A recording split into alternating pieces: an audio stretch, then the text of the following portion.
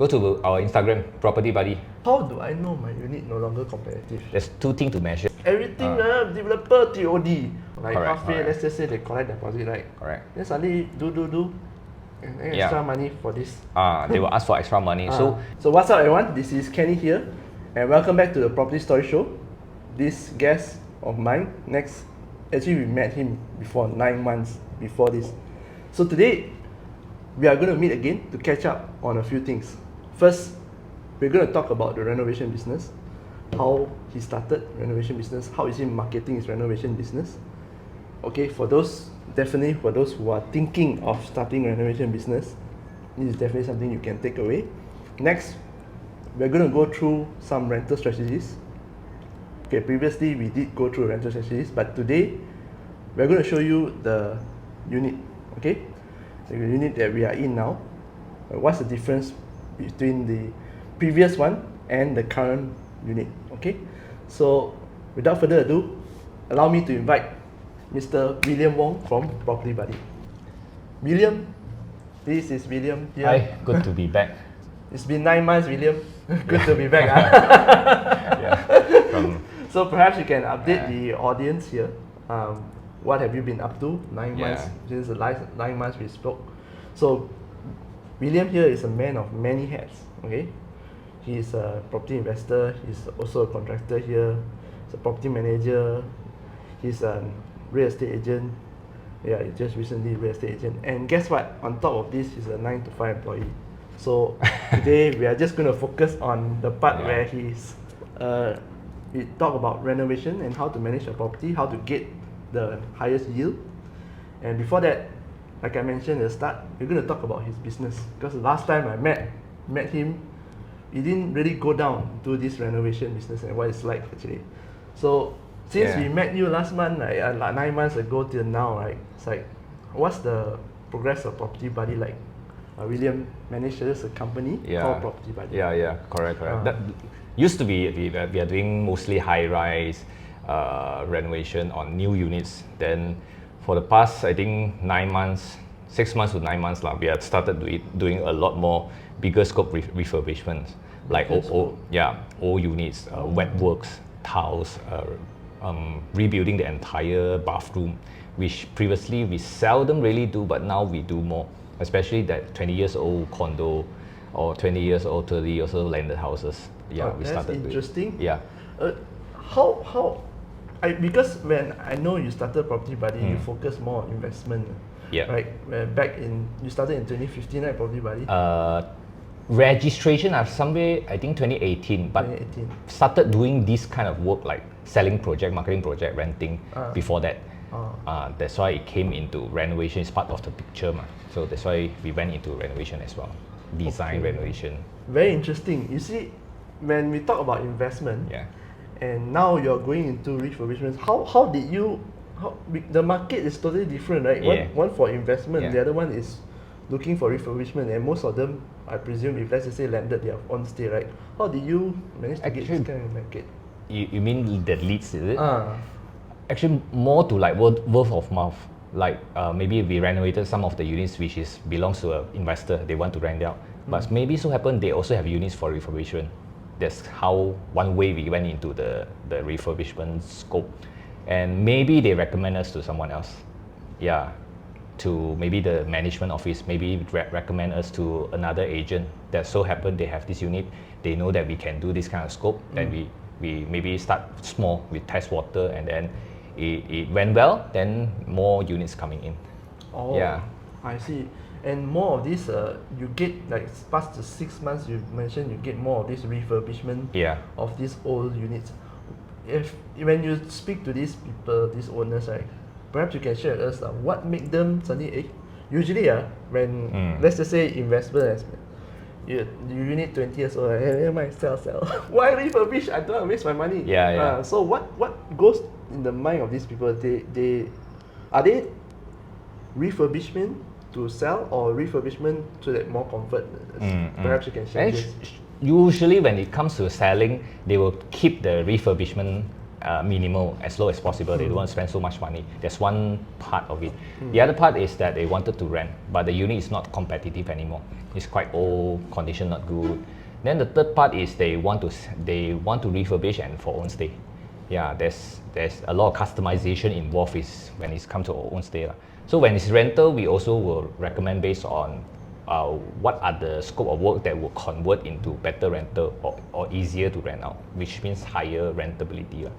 For own stay, depending on the owner's preference and budget as well, a lot of things that can be done. Rebuild the entire bathroom, tear down entire old kitchen cabinet and redo everything it can end up having a budget from 50,000 to 150,000.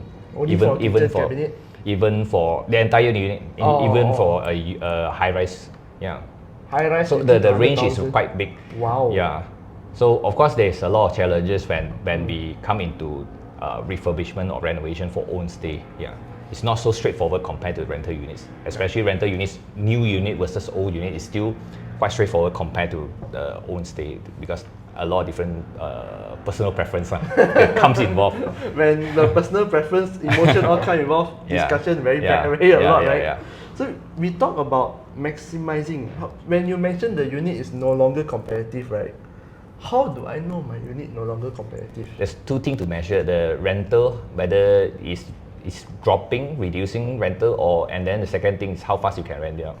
If a unit is vacant for 3 months, then you know already it's not competitive anymore. Yeah. I was just about to ask how long before to rent out. Yeah. So 3 months is not competitive. Correct. So if you say not competitive, right? Could you just give us example, like the many units you've seen? How do you gauge like not competitive other than from the numbers? Let's just say you go for a site visit. What do you look for? First impression, whether when I go to the unit, it gives me a good impression. Maybe smell, maybe the design, the renovation, the condition of the unit. Yeah, even of course new unit you will see more fancy, more eye pleasing. But old units, if the condition is well maintained, I don't think it's an issue lah. For example, like TDDI, Monkera, there's a lot of old units but well maintained as well. So these units mostly is for rented out as well, right? Yeah. So we're talking about smell, sight, and then how about, let's just say, the taste. Sometimes right, when I enter a unit, because people ask me to rent out, so dark. I also don't know how to sell or rent. Correct. The first impression is very important. If you come into the unit, you are not like, it didn't caught your attention, then it will go the same with the prospects lah. So basically, you need to appeal to their five senses. Yep. Even photos not enough. I give you old photos. Yeah. So you see, sometimes right, when we as agent, sometimes we got this new unit like now, and a few years down the road, right, they didn't maintain well. Yes. But they still give us old photos. So when we bring to tenants, oh my god. So as part of the renovation point of view and also the agent point of view, right, you need to really inspect the unit on the latest condition, not the previous one. Because when previous one you didn't check, you bring your tenant over, because you only have one chance. If the impression is not good, then you lose the deal already. Listen, first impression matters. Just like you go dating, okay? You like the girl, real pretty. Correct, same thing. Yes. Girl like you got money, come and ask your number, settle. Correct. Because once you affect the first impression, you have to repair it. It's very hard. So, how important is for you to get for these landlords, especially when you talk about landlords, right? They really are like lot, some of them. It's like, okay, I give you the agent, you take key, then you rent out for me lah. They don't even bother asking about like the latest condition of the photos, videos. How important is this in terms of, especially to rent out? And also, now we know why I keep emphasizing you all to ask for the photos, ask for the videos. Don't just take things for granted. Okay, this is the reason.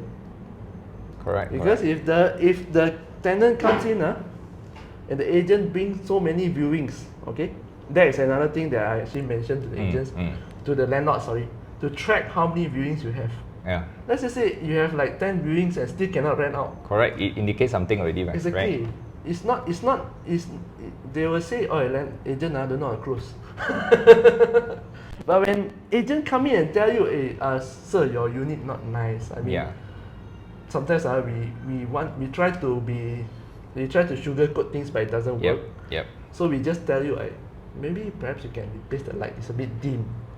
Come in like ghost house. Correct. How to rent out, right? Yes. So, ladies and gentlemen, you hear it from the horse's mouth. We agents, yes, we want to do the best for you, but you have to meet us halfway. Okay? Correct. It's a partnership. So that is one of the reasons just now we mentioned about why these people refurbish, right? You mentioned 3, so this is the first one. So we talk about, now we're going to talk about people that you are actually meeting more nowadays, which is refurbishment for own stay. So from my understanding, when you mention own stay, it's about a lot about personal preference. And you all started off as a renovation for investment. Maybe when investment we talk about cost. Yeah. So now I was wondering, is there any like specific brands that you all work with, like very niche brands for the renovation? Is there any specific brands your customers request, and if you find that okay, this is something I can work with? As in brands, I don't really think so. We still have our DNA inside, like balance of the costing and also the final delivery products that they want. Then we have our regular suppliers and also maybe certain solution provider, including cabinetry, including the grill, or maybe balcony doors and so on. So definitely we have to manage a certain form of like acceptable quality deliver to the customer as the same as we are doing the rental unit. And then of course if they have the budget, they want to customize certain things. For own units, yes, because it's acceptable, because they want maybe certain design of shelves, how many layers and so on. You want more built-in cabinets, you want plaster ceiling and so on, it's okay. But for rental units, I always emphasize don't do too much of built-ins and also plaster ceiling, because it doesn't directly convert into your rental. Like you give a plaster ceiling bedroom, will it increase another 100 ringgit and 200 ringgit? Most likely no. Yeah, so you need to balance between the budget as well for rental units. But for own stay unit, if you really have that budget, you want to even customize tinting your windows, double layers, curtains, built-in TV cabinet, built-in wardrobe, and then you want cords instead of like normal HPL top. You want a very huge size double door or even triple door fridge to cater for your family needs. Yes, that's possible. Because I was just about to ask, because the thing is that kitchen is the one that I see the more customizable. I've even seen an owner, the kitchen alone is about 200,000 renovation. And it's a condominium. It's not a landed, no, it's condominium. The kitchen itself is this size. It's this 750 square feet size. Yeah. And the kitchen is she herself, right? She loves cooking. So she herself, the brands I never hear before. The shelf, everything pull nicely, everything, the shelf space, everything. The tabletop itself is like black marble. I don't know where she got it. Yeah, correct. It's for own use, own stay, you want that kind of, then of course you have the budget, then okay, go ahead. But if you really has planned for that unit or the space to be rented out, you don't need to spend so much, because not everyone has the same taste as you. People might not appreciate it, and if you rent out like this, your cost to maintain, to upkeep it is definitely higher also.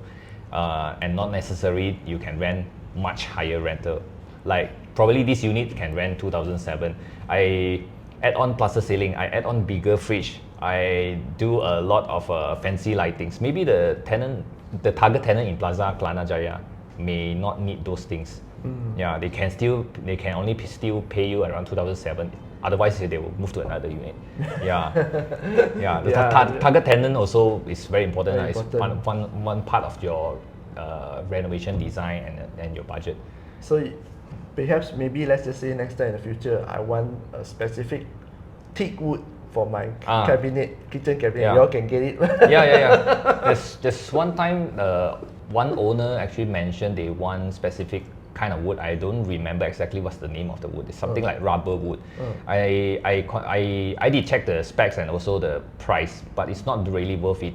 It's like almost double the price we give with a standard kitchen like this that is functional, and then it is value for money.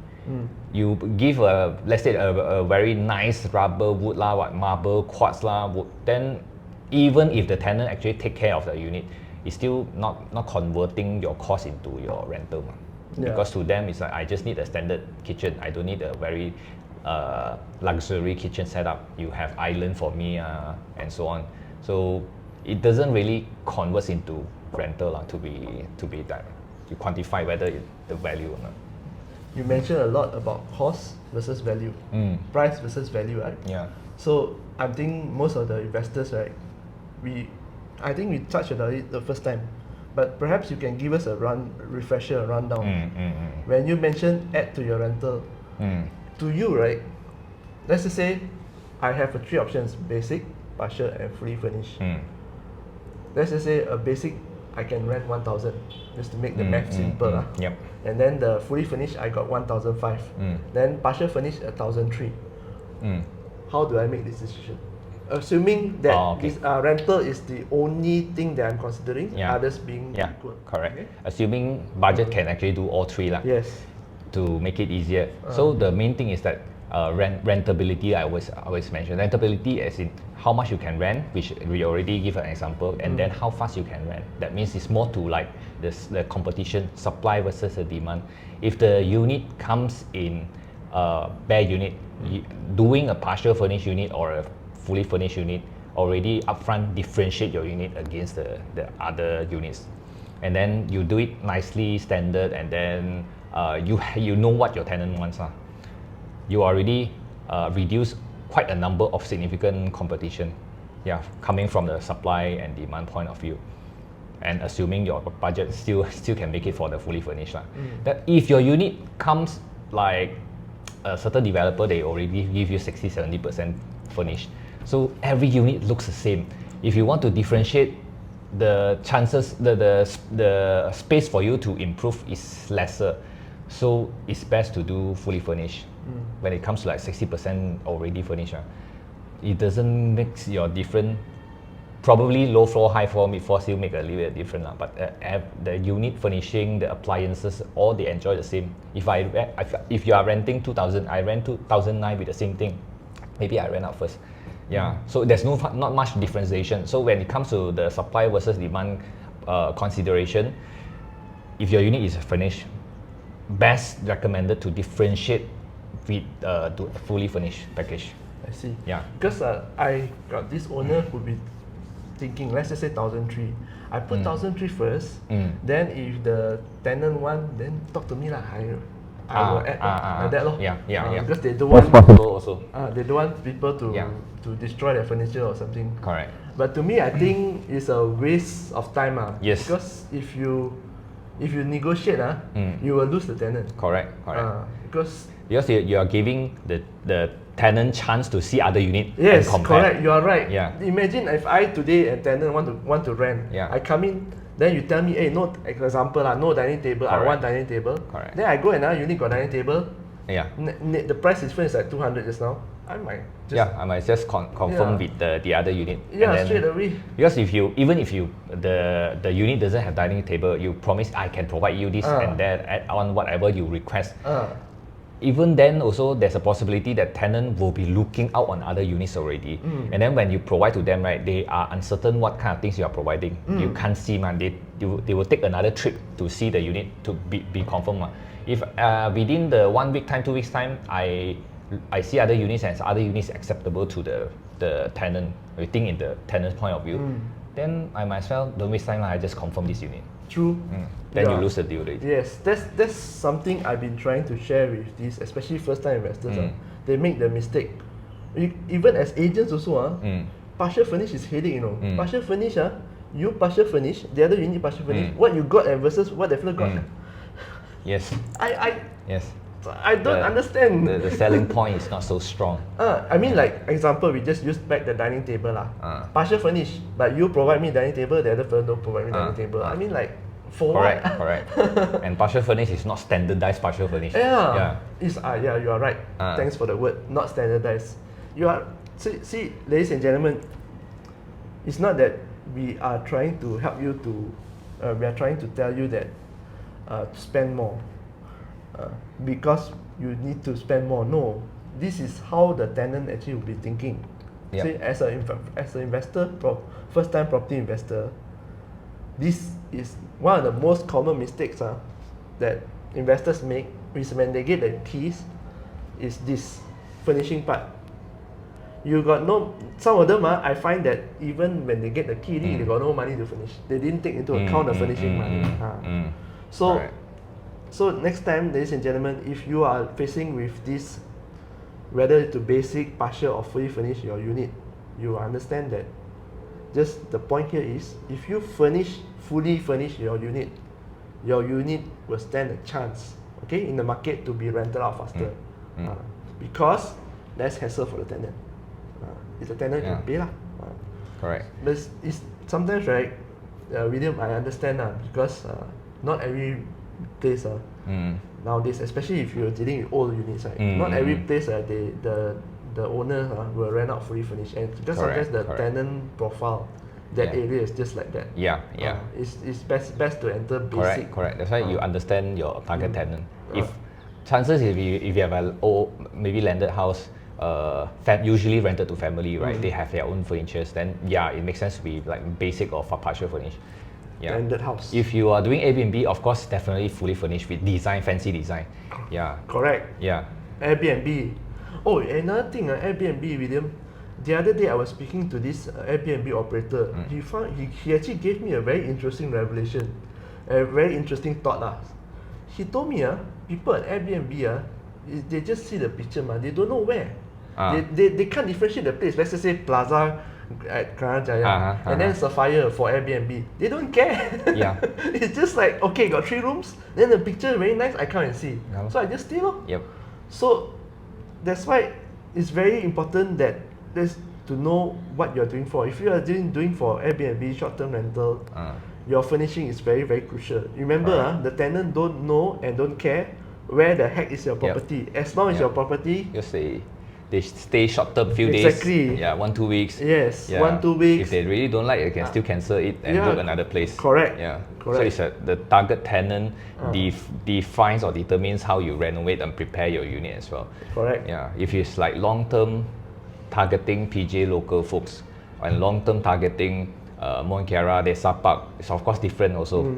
You really need to understand the target tenant market. If you are familiar with Desa Park, Mont Kiara, Hatamas, then you try to use the same budget in maybe a unit in Puchong or Putrajaya or Cyberjaya. It's totally different things. Wow, Mont Kiara budget go to all the way down to Cyberjaya. Then it's like spending, okay. And then in the end, maybe you wanted a tenant that can pay you that kind of a rental.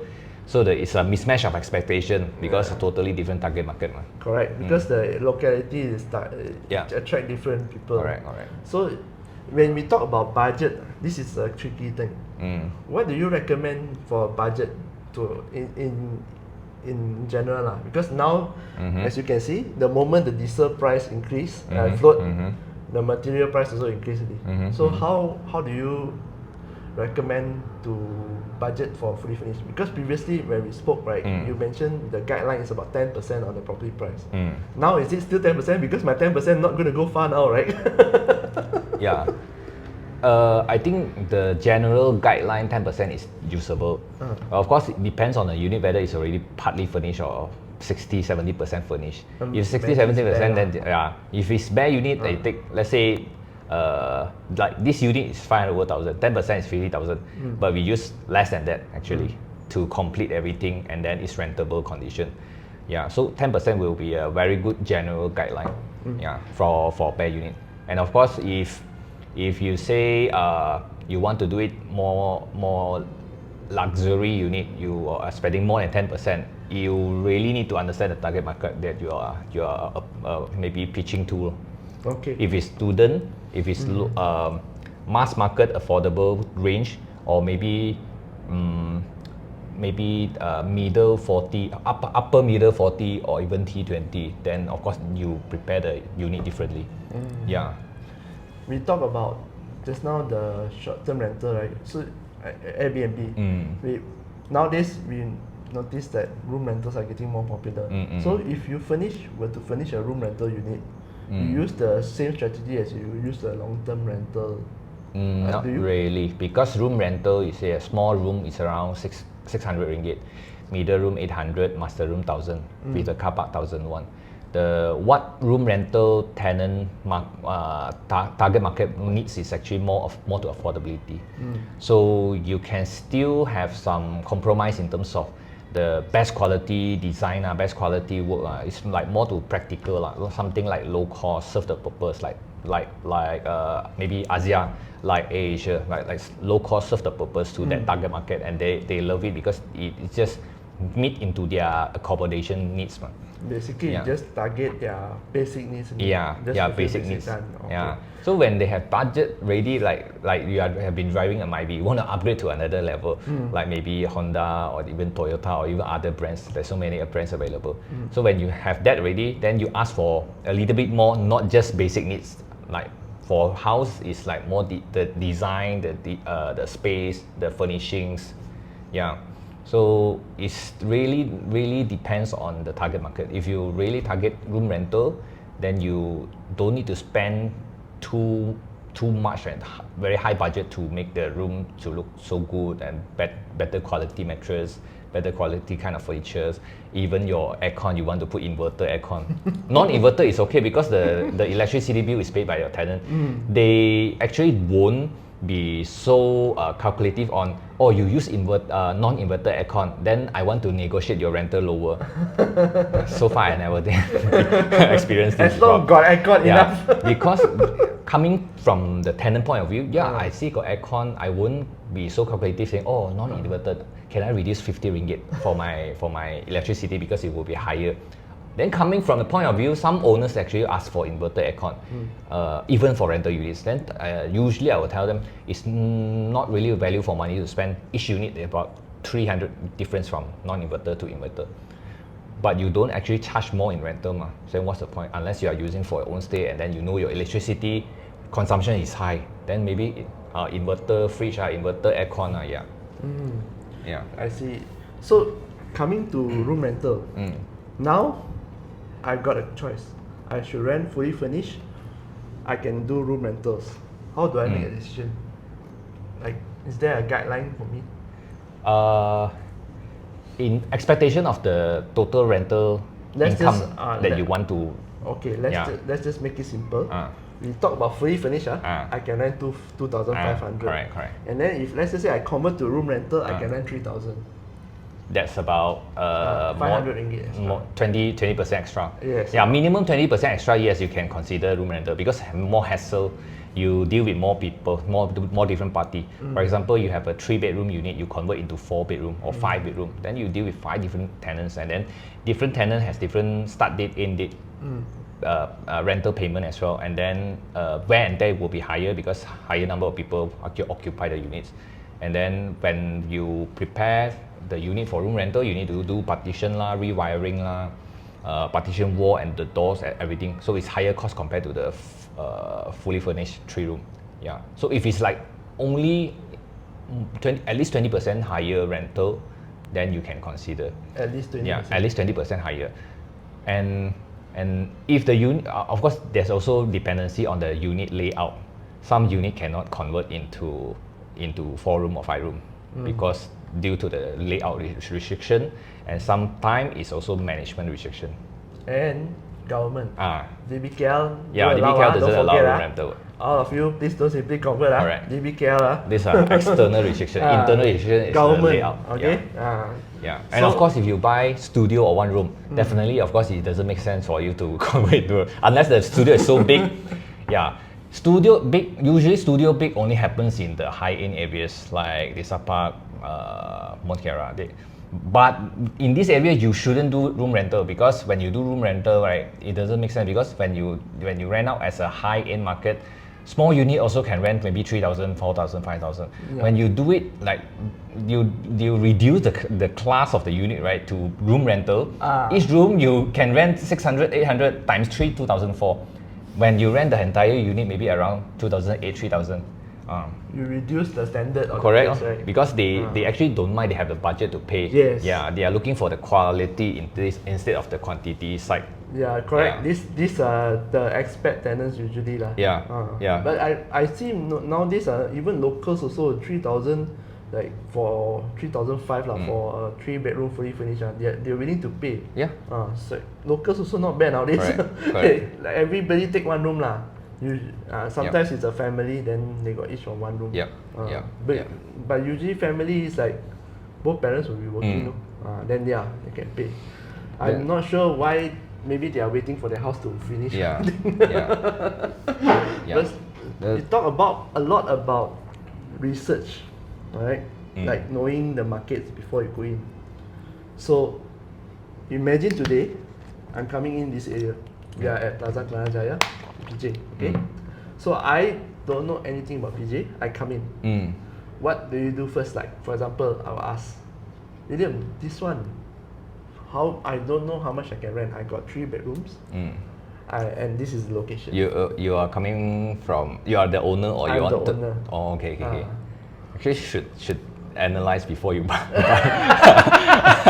Ladies and gentlemen, there you go. Because I actually experienced a lot of owner, maybe during construction they bought, then they ask, oh, how much can I rent for this layout, this sizing? Or after completed only, they will started to think, oh, how can I rent? How much I can rent? It should happen before you buy, because if you bought something not as per your expectation, then can you actually terminate your S&P? Cannot, mama. Chances is cannot, ma. Right? Okay, if you bought already, still you don't. This scenario is saying that you don't know how much to rent. Then look for the specialized agents around the area. If the agent tell you they actually don't have specialized agents, they do everywhere. The entire PJ is such a huge place. If you do an entire PJ, then he's not a specialist. Specialist is maybe like they specialize in that market, that area. And like Desa Park agent or Mongkiara agent or even TDDI agent. TDDI itself, you actually, if you specialize, you are really, really very good already, because so many different landed and high rise. Yeah, if they specialize TDDI and also let's say areas far away from TDDI, maybe Oakland Road. So maybe he also doesn't have that focus and commitment for the target market. So after finding the specialist, then you can test them, asking them, with this layout, this size, this finishing, how much can I rent? Usually agent, not all, but usually agent will usually downball you. Maybe the unit you are paying 2,060, straight away open the price 2,000, 2,002 fully furnished.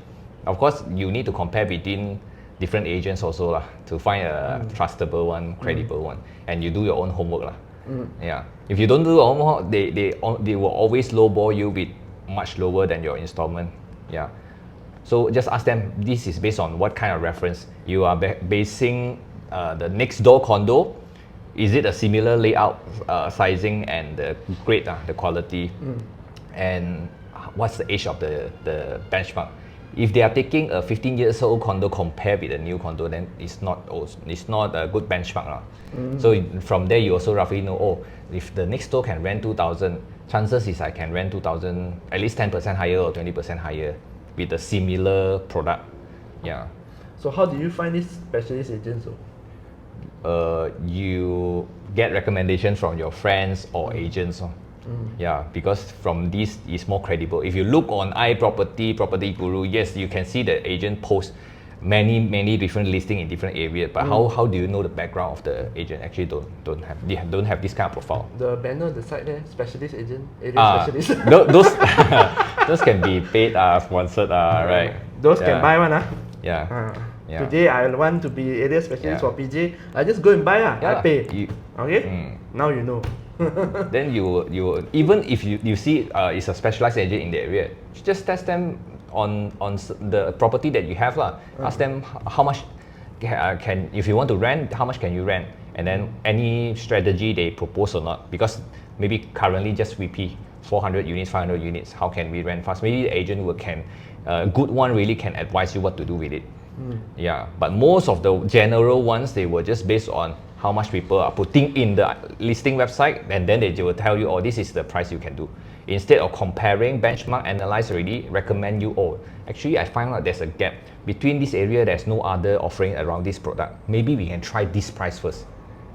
I'm also interested to meet this kind of agent. Very rare, this kind of agent that take initiative and actually give value instead of just referring to listings. Listings are asking price.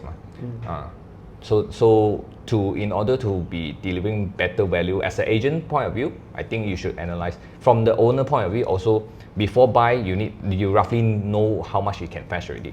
Not after buy. I buy because the agent pretty. So yeah, if it's after buy already pretty, then you need to optimize because you can't change much on the unit already. You need to optimize.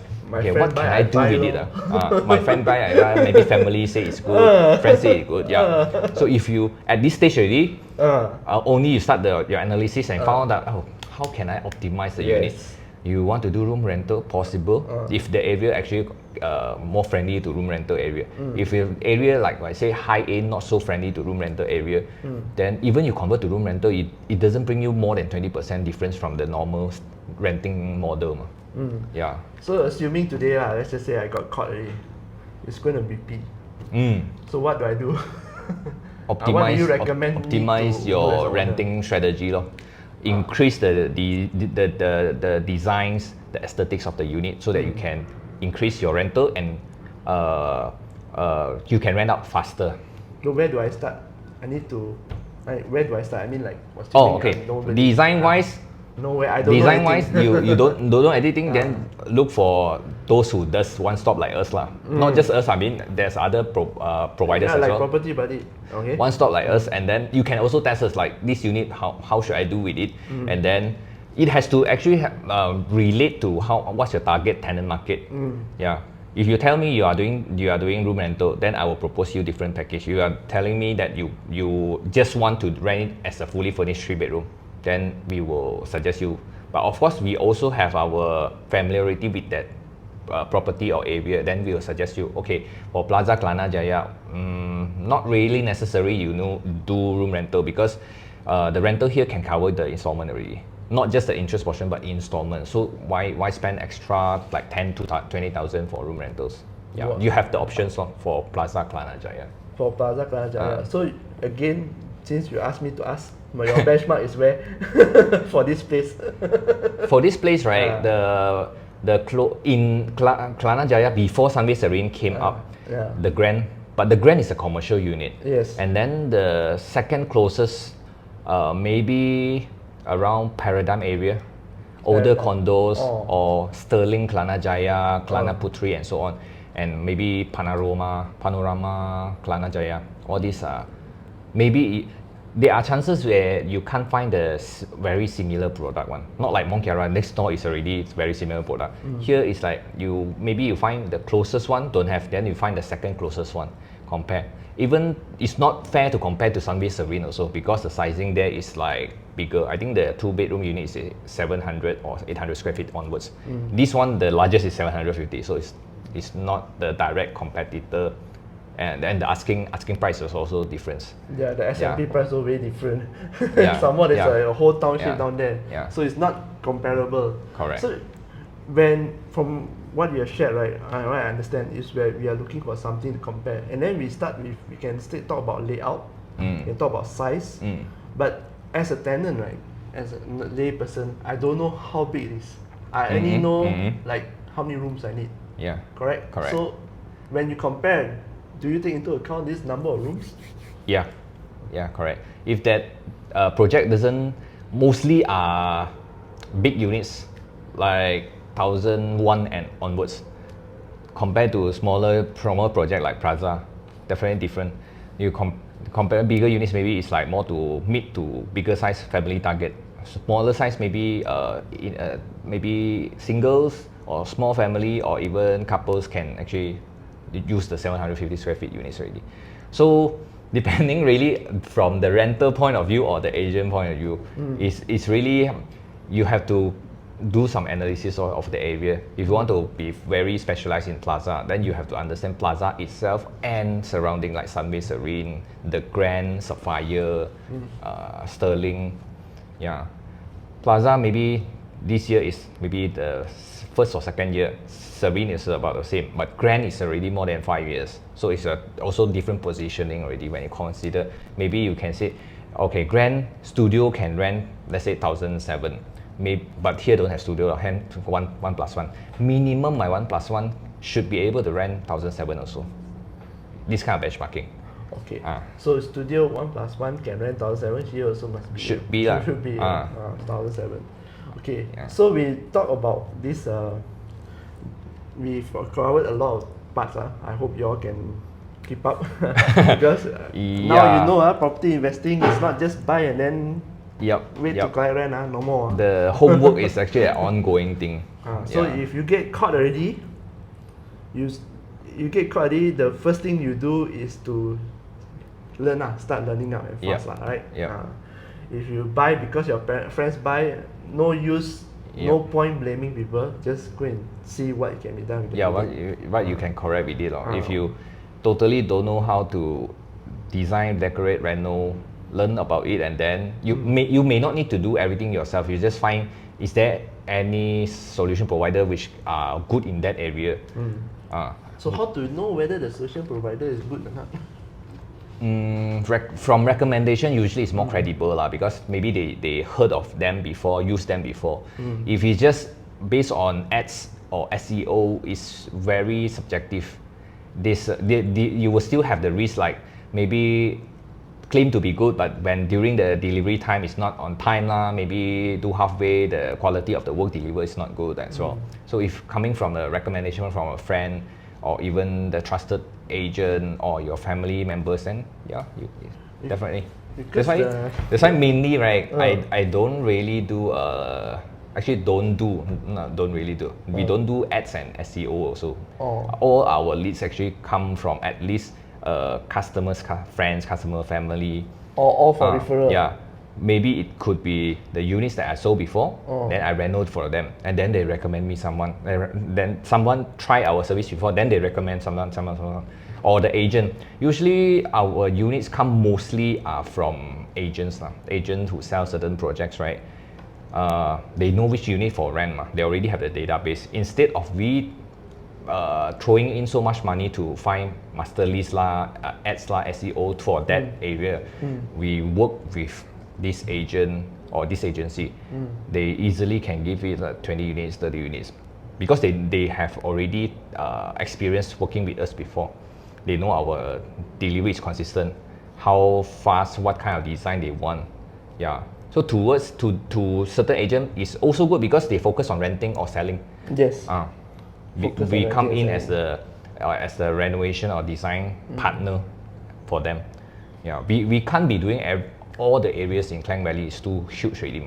Certain area they will be doing selling, renting. Then our role is the design or upkeep service provider.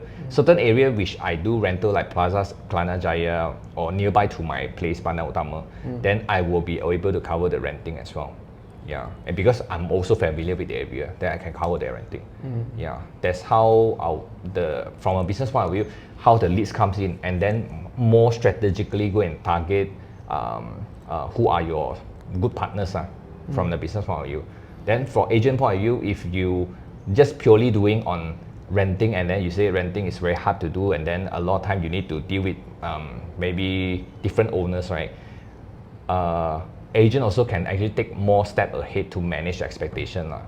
How to let the owner know they're actually valuable agent because of they are specialized in that particular area. They can provide summary, analysis, sharing, all those things, which is value to the owner. Then owner see your value, then they will trust you more, let you do more units, manage renovation stuff. And then it's also a peace of mind, fuss free for the owner. They don't need to every time, tenant want to add another bed, then the owner need to contact the furniture, arrange the delivery, coordinate with the tenant management office. Wow, that's a lot of work. So I think agent, if they want to be better, also agent have certain areas that can be improved.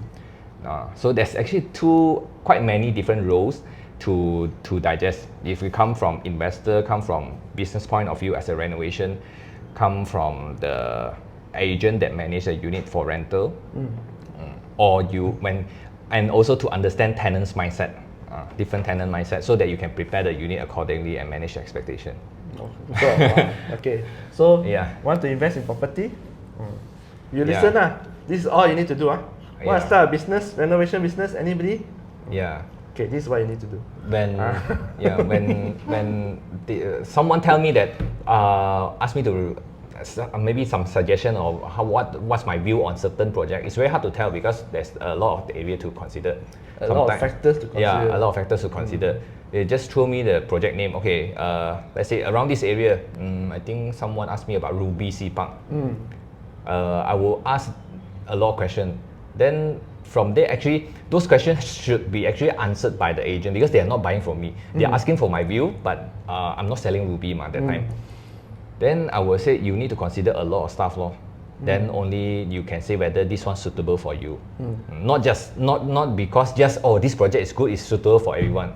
It's not that way Yeah, because sometimes people say, Sea Park I'm very familiar. I know what kind of target market I can do. Yeah, then that is suitable for you. But all this while you've been living in maybe Kepung, you are not familiar with Sea Park. You want to buy it for rent investment, or you want to buy it for own stay. For own stay also you have to consider whether it's convenient for your work, you like the neighborhood or not. Yes. So there's no one template of answer for different projects or even sub-sales. That's the thing. I've always mentioned a lot. We can only give you guidelines, Yeah. The guidelines are questions. Yeah. But we cannot answer for you. Yeah, correct. Because at the end of the day, we don't stay there. Yeah. We are not the ones servicing the loan. Yeah. So how will you answer for you? It's even like myself. I bought my property. My property for investment. I only see one thing. It's near the train station. That's it. And people also ask me, hey, this place for example, like this place like Plaza, this price can go in. I say I don't know because it's not near the train station. But right now, the change is so fast. Even in the way we work, the way we play, there are more things that can be done online, cloud computing, AI, all this. Yeah. Even my place in Wangsa Maju and my Titi Wangsa, even though it's 20 minutes drive away, so different tenant, different kind of tenant, different kind of target market. So people tell me as long as near train station this is a rental benchmark, no more. No. Not like last time. Because now they're getting more and more properties actually accessible to trains. Yes, also. Everything developer TOD. Wow, Yeah, 500 meter everything walk, also 800 TOD. meter walk, also TOD. Or more. So it's no longer that one single formula works for all. Exactly. Your property in Putra Heights or even like Cyberjaya, Putrajaya also got MRT, LRT as of today because all the extension line, line 3, line 4. I've mentioned so many times to these investors especially. MRT, LRT, all this extension is a game changer. Not just for you as an investor, but for the people, for people who wants to rent. Now, like I mentioned, I got a friend who actually stays in Bandar Sarjana Putra, the BSP 21. He drives about 1 kilometer to LRT Putra Heights. Take the LRT to Sunway. That's where his working place. 25 minutes, 30 minutes. So come back, only when come back that 1 kilometer stretch can take 1 hour. But imagine have to drive from Putra Heights to Sunway. Impossible. Last time it's impossible. Now you can do that. Correct. So I keep telling people, when you buy TOD, it's no longer an advantage. It may be a disadvantage for you. Because when TOD, you talk about TOD, and a lot of places also got TOD. Why must stay there? And then developers will price the price so high. Correct. It's not logic. Correct. The TOD not necessarily is equivalent to the good TOD back then. Yes, last time TOD different. Last time TOD is very desirable because not many stations, not many developments. Most of us have car. We are forced to have car, and then room rentals also can rent very high because, again, not many. Supply not many. Now supply has extra. the demand. Correct. They are still trying to push the demand. you see, if you want to compare TOD, I always compare with this. Like you see, the Park and also Mont Kiara, so not TOD. It doesn't mean the price will be low, because the way they brand it, the way the neighborhood, actually, not necessarily TOD. That's why when I was doing Plaza research that time, I was studying why Plaza doesn't have a trade, doesn't near to more. It can fetch this kind of rental because of the demographics around here. The new products, then very efficient layout, then location accessibility, and of course the income group around these areas able to sustain this kind of rental. Then it makes sense.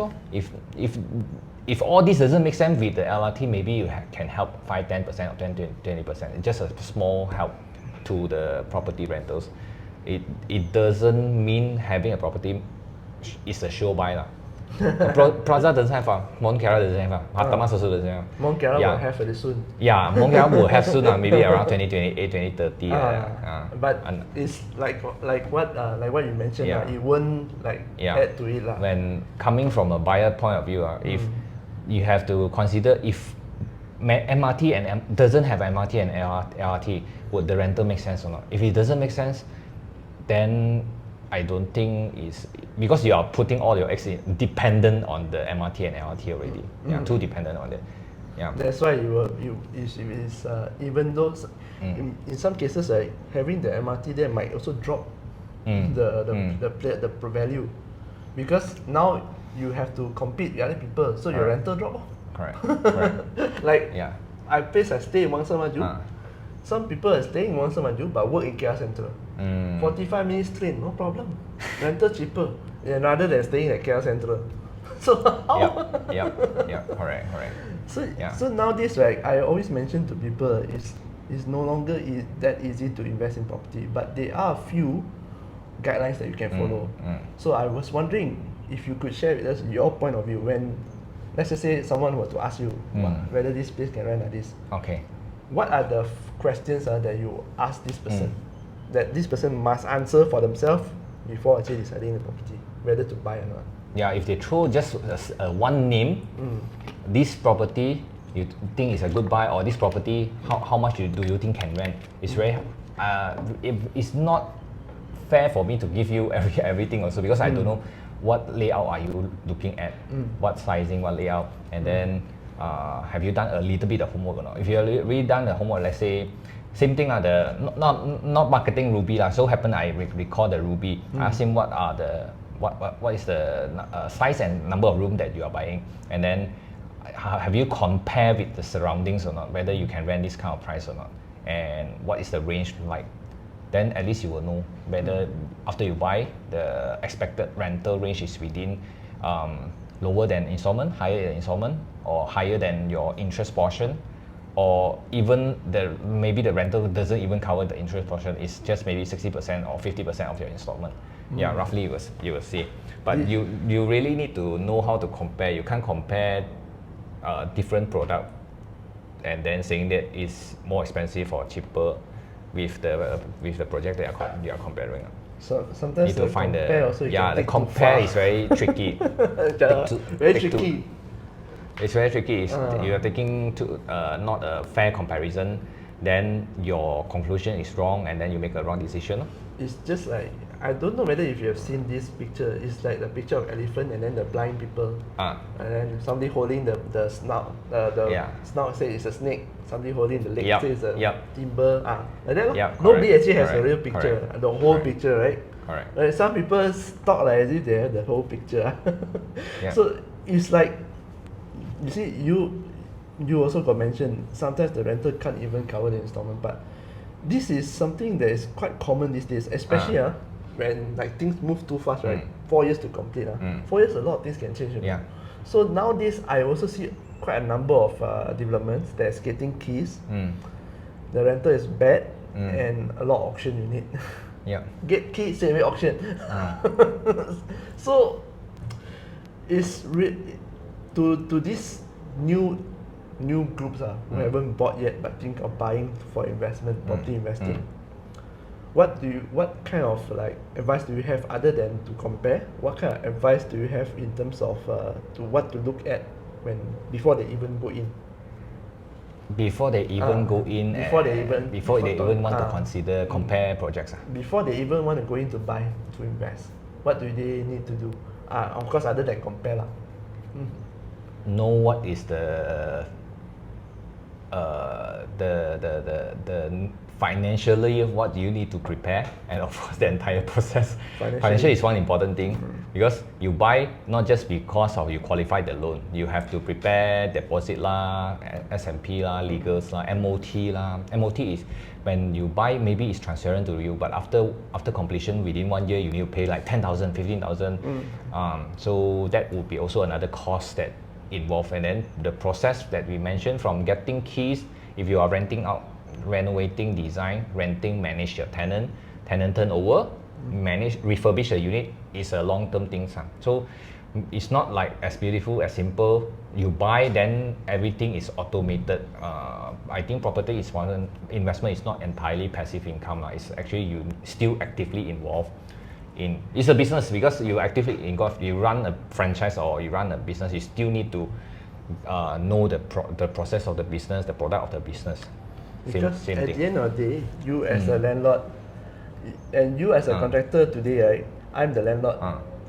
I still have to make the decision. You cannot make a decision for me, right? Yeah, for example, let's just say for example, let's just say today the tenant complain, hey, aircon spoil.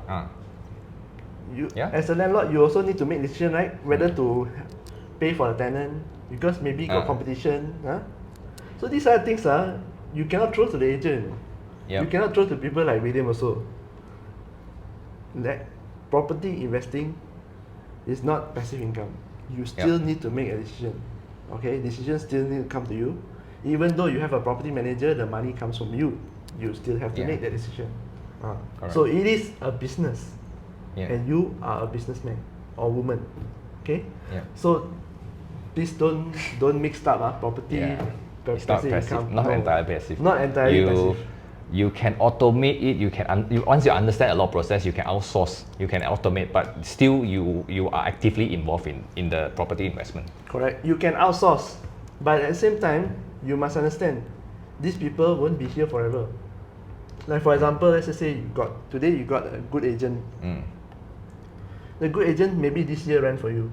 Then the agent business will grow Maybe this year they do 2,000 rental, but next year they go commercial, they do 20,000 rental. You don't expect them to come back and rent for you, right? So you need to find a new outsource people. Same goes for your contractors. Your contractors today service you well, doesn't mean next year the contractor is still doing the same business. So it is something that you need to actively manage.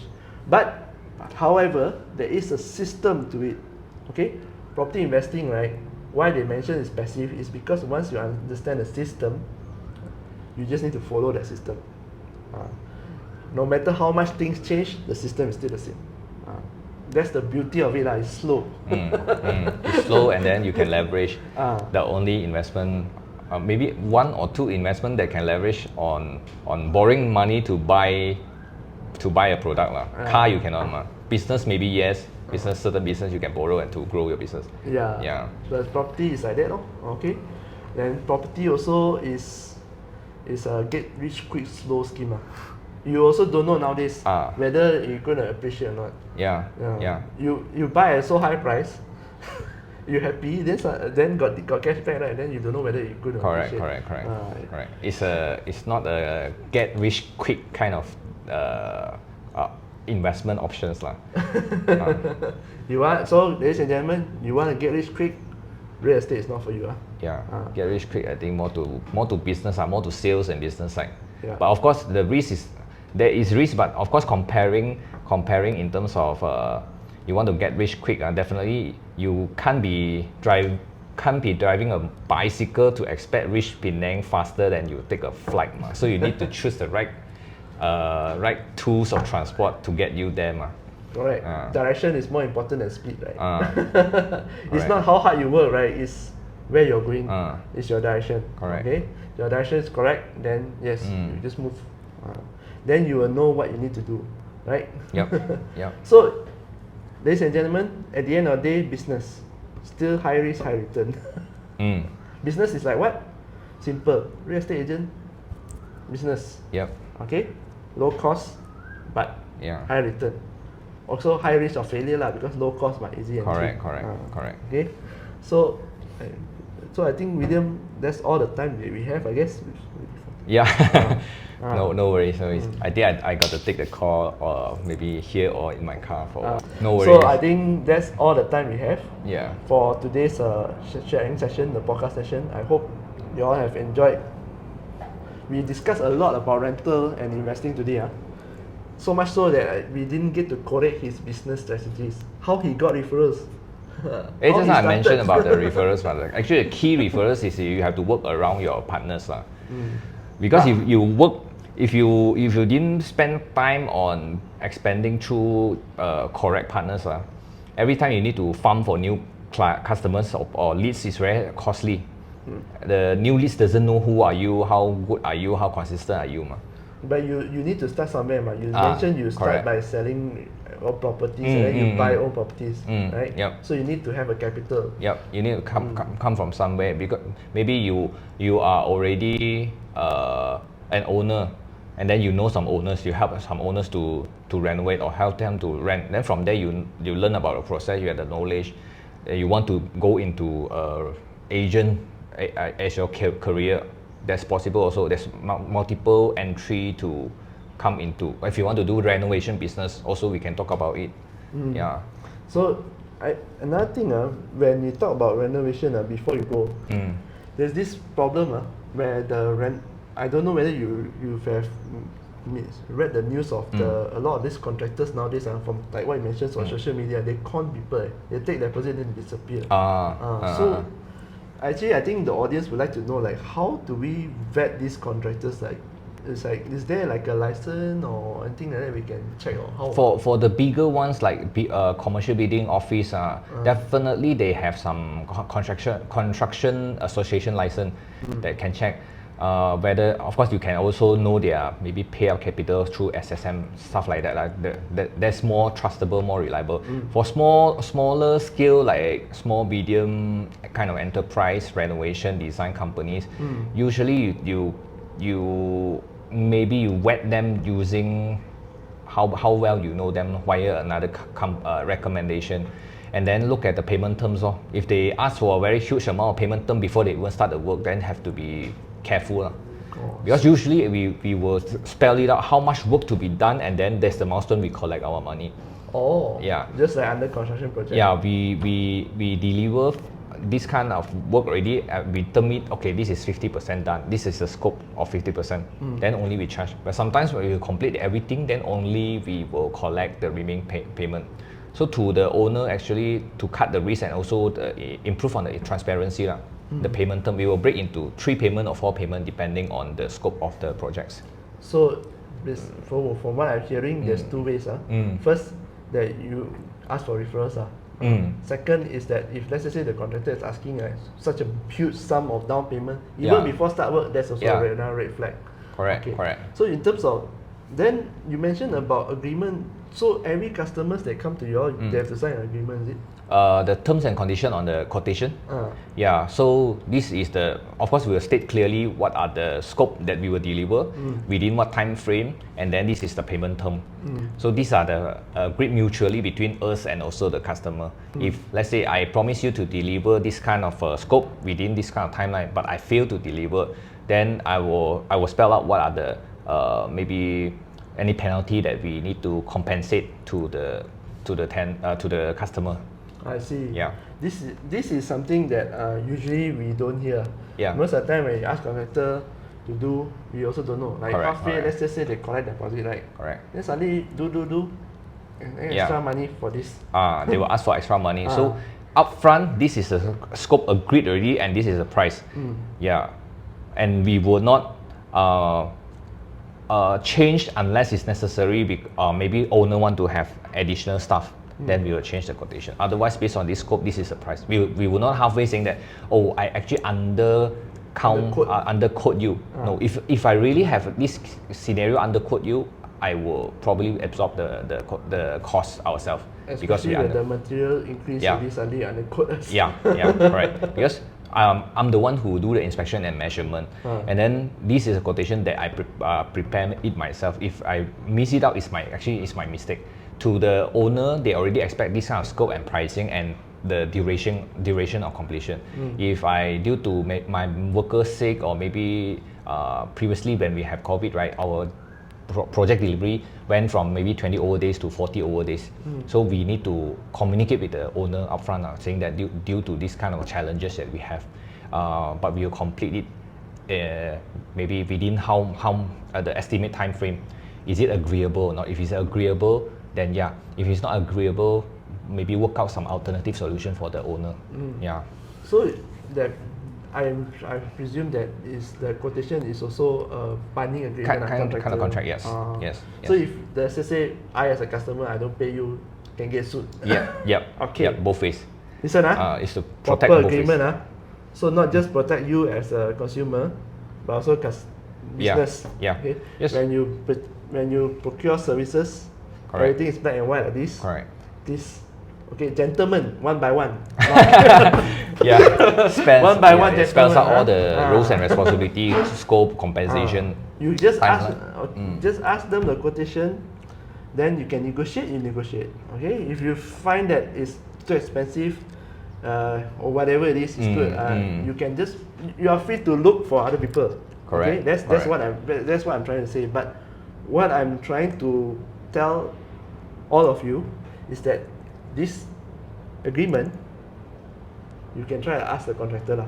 You can put on the contract, not 20 days finish. I think maybe not many can do it. Not many can do it. Yes. This kind of transparency. To the customers, yes. Not really. So there is a reason why they've been around since 2018, and why they are getting more and more referrals. Transparency, this is something that I really value, and I hope that you can see why it is important. Yeah. Before that, when you mention quote means like this, we need to. I think we better get clear to the audience, because now you're dealing with a lot of refurbishment. You don't know what is underneath. Yeah, correct. So do you include these circumstances in your contract as well? Definitely it will happen, because when you inspect, there's certain areas that you can't see on the surface. You have to open out, check, break it. For example, there's leaking inside a wall. Maybe the leaking actually come from another adjacent bathroom, or maybe on top there's some piping or what, or maybe actually there's no piping there. You need to actually open and troubleshoot where's the actual source of the incident. So we do not know how big is the scope, but we have this kind of maybe kind of inspections area that we will share to the owner. We are not sure where is the source of the leaking, but we need to break this up, and the estimated cost is like this, and the number of man days is like this. Is it agreeable to break this up or not? That is agreeable. See? Yeah. Okay. So at least this is as transparent. Let's just say you have somewhere leaking, your old house, a lot of things we don't know. It's behind the wall. Okay? Correct. Sometimes old house, the aircon piping some more inside the wall, some more, then the aircon not cold, inside the white pipe crack, we don't know where ma. Yeah. Okay? So these are things that as an investor, as a property owner, we need to be flexible. We need to, yes, I understand a lot out there, right? They will just tell you, oh, this is the quote. Most of the time, right, when you ask contractors or anybody, I want to renovate my house, I want to check for leaking, how much the quote, they just give you a figure. Okay? Then from that figure, you ask whether can discount or not. Then you ask another quote. But what the difference is, you did not ask what is the scope of work for that amount. Okay? So now, perhaps, I hope that after this conversation, you will learn how to ask. Ask questions. I'm paying 5,000, what is the scope of work? How long can it be done? Correct. Can you put it in writing or not? Yep. Because the last part is flexible. Not many people will do that. Can you put it in writing? Okay. So this is the reason why I understand why y'all can actually get more referrals. So perhaps in the next sharing, if you are actually willing to come along, we could talk a little bit more about how you manage, like how you manage the business, how you manage your partners, how you manage the marketing side. Because I understand you have your own social media as well. Yeah.